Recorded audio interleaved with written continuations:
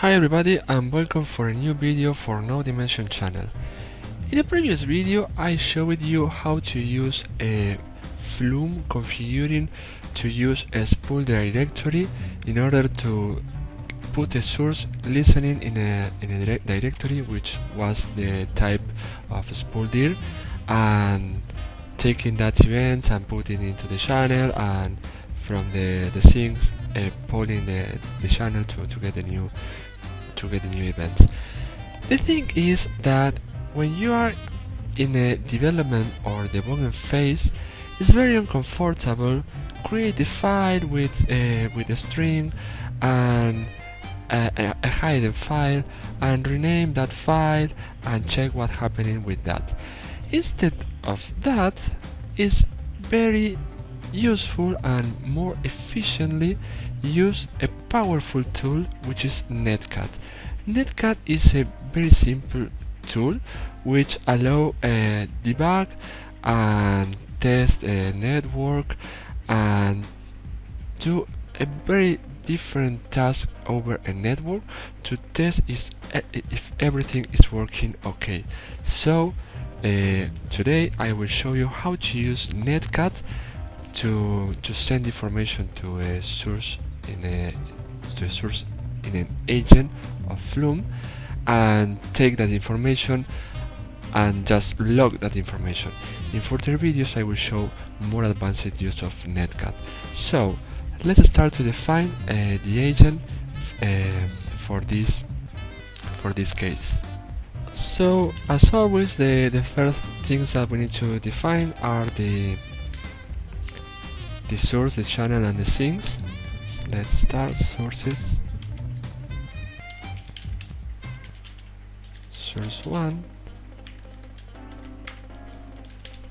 Let's define the sinks. Sink 1.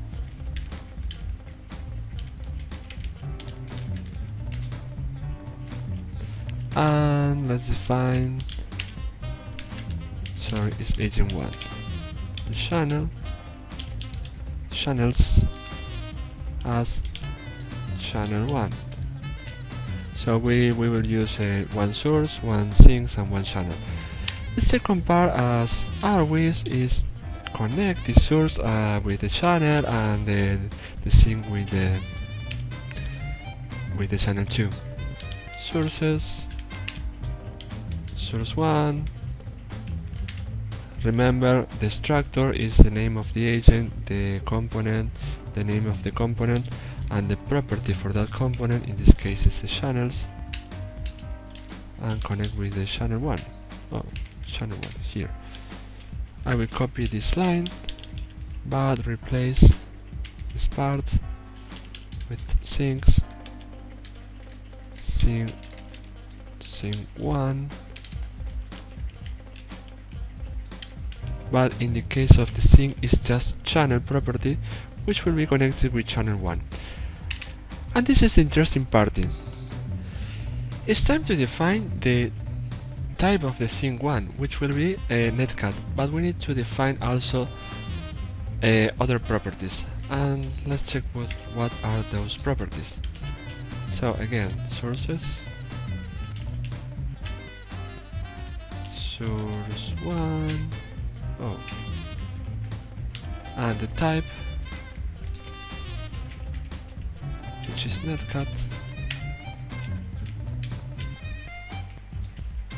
We need to define a property named bind. This means that all the source ones will be bind to all interfaces on this machine, and also we need to define the port. The port in will be listening this agent with the property port. In this case I will put 444 and 4. And now it's time to define, as always, the sink type, sink 1, and type,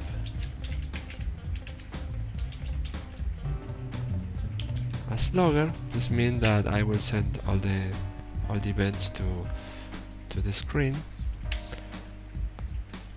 and the type for the channel,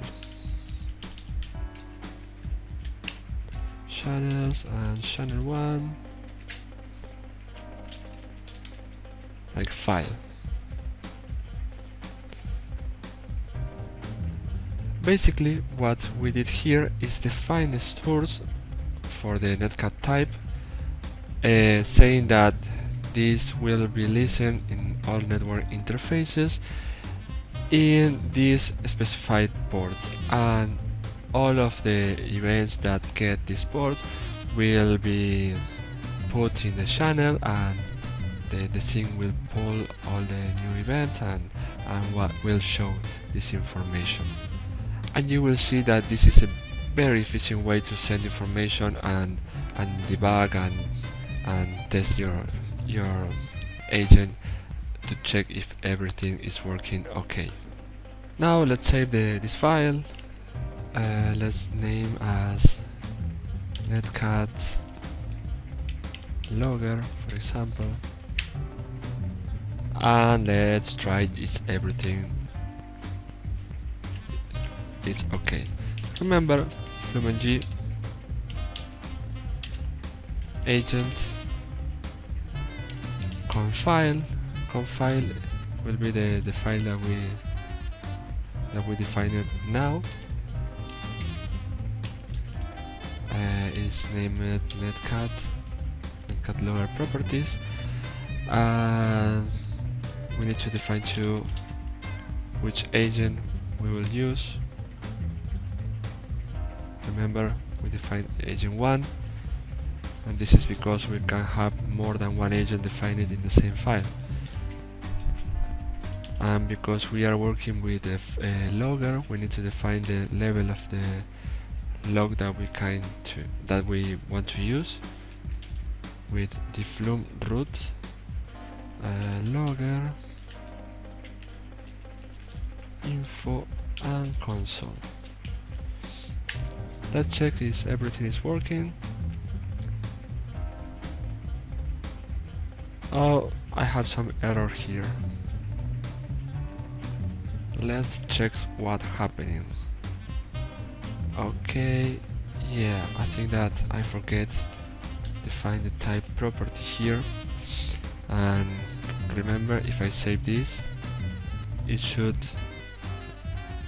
be reloaded by Flume G. It will take a moment, but it will reload automatically the new configuration, and now it seems that all is working okay. We have the agent listening in the defined IP and port. One little mention here, we can have instead of use IP numbers, we can have defined host names. And look at this. Oh, sorry. I will open another window, terminal, and I will use an echo.